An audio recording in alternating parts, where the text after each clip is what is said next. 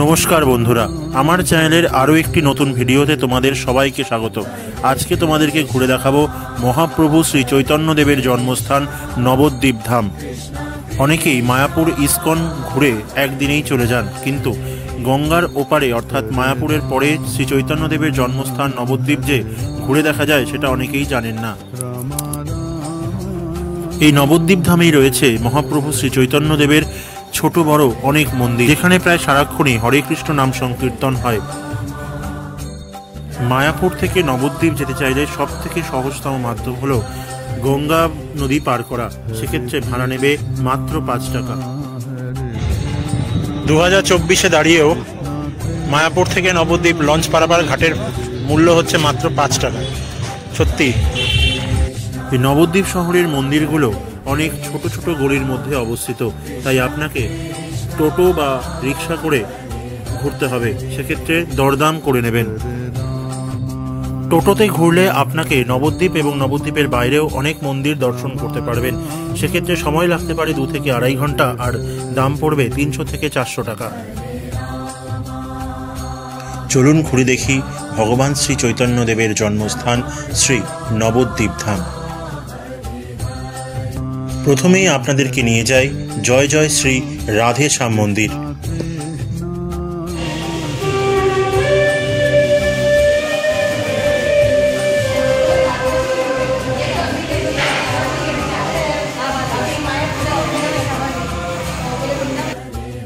নবদ্বীপে যে বিভিন্ন ধরনের মন্দির রয়েছে তার প্রত্যেকটিতেই শ্রী শ্রী চৈতন্যদেবকেই পুজো করা হয়, তাই মন্দিরগুলো দেখতে খুব ছোট ছোট কিন্তু খুব সুন্দর এবং পরিষ্কার।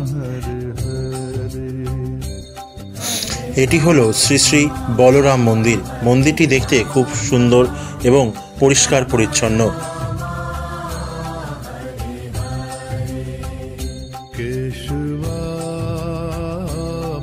ঋষা কাকুকে সঙ্গে নিয়ে এবার আমরা সরাসরি চলে যাব গুপ্ত বৃন্দাবন মন্দিরে।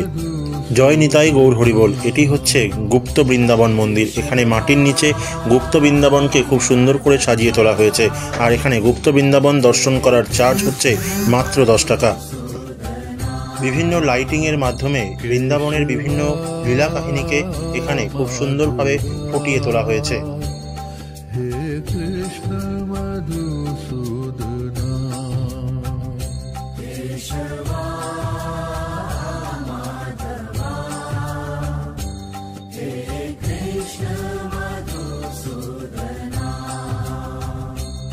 Hare Krishna, Hare Krishna, Krishna Krishna, Hare Hare, Hare Krishna, Hare Krishna, Krishna Krishna, Hare Hare, Hare Rama, Hare Rama।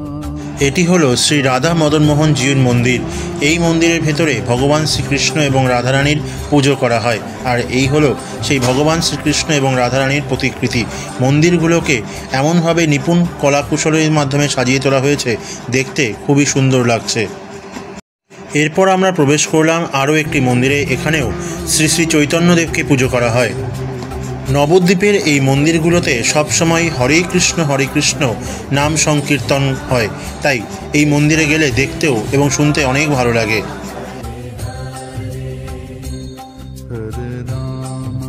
এটা হলো 4 নম্বর মন্দির, শ্রী বলরাম দেবের মন্দির।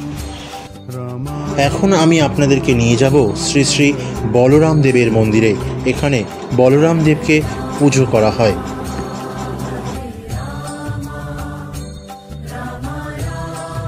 এবার আপনাদেরকে নিয়ে যাব শ্রী শ্রী নিত্যানন্দ মিলন মন্দিরে।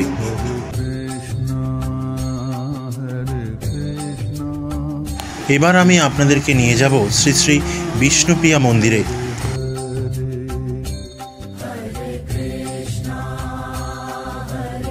এই মন্দিরে বৃন্দাবন এবং শ্রী শ্যামকুণ্ডকে খুব সুন্দরভাবে সাজিয়ে তোলা হয়েছে।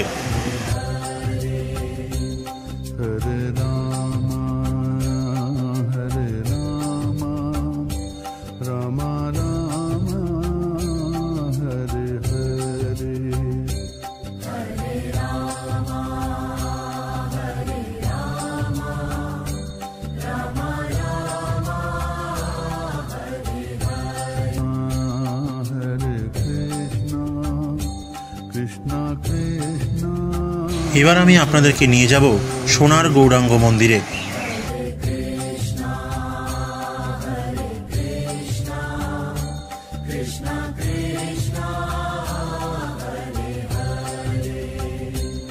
Hare Rama, Hare Rama, Rama Rama, Hare Hare. Hare Rama, Hare Rama, Rama Rama, Hare Hare. Keshava Madhava, He Krishna Madhusudana. এবার আমি আপনাদেরকে নিয়ে যাব শ্রী শ্রী গৌর গদাধর মন্দিরে। এখানে আপনারা গৌরাঙ্গ মহাপ্রভুর ষড়ভুজ দর্শন করতে পারবেন। Keshava Madhava, He Krishna এখানে কোথাও গৌরাঙ্গ মহাপ্রভু, মাতা বিষ্ণুপ্রিয়া অথবা ভগবান শ্রীকৃষ্ণ এবং রাধারানীর মন্দির রয়েছে। প্রত্যেকটি মন্দিরই খুবই সুন্দর। যারা মায়াপুর দর্শন করতে আসবেন অন্তত একবার হলেও নবদ্বীপ ধাম দর্শন করে যাবেন। Hare Krishna, Krishna Krishna, Hare Hare. Hare Krishna, Hare Krishna, Krishna Krishna, Hare Hare. এবার আমি আপনাদেরকে নিয়ে যাব নবদ্বীপে অবস্থিত পোড়ামাতা মায়ের মন্দির। এখানে মা কালীকে পুজো করা হয়। শোনা যায় মা কালী এখানে নাকি খুবই জাগ্রত। Hare Hare. Hare Rama, Hare Rama, Rama Rama,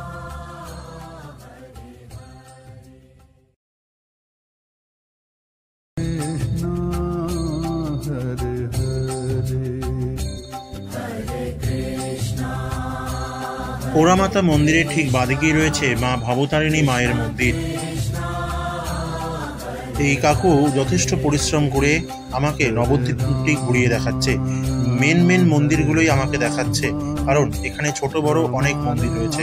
সব দেখতে দেখতে হয়তো সন্ধে হয়ে যাবে।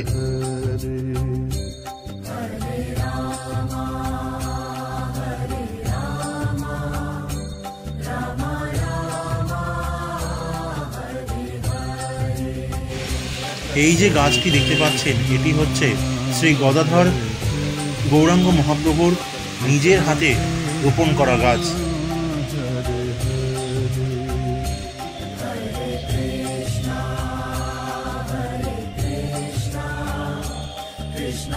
নবদ্বীপকে বলা হয় মন্দিরের শহর।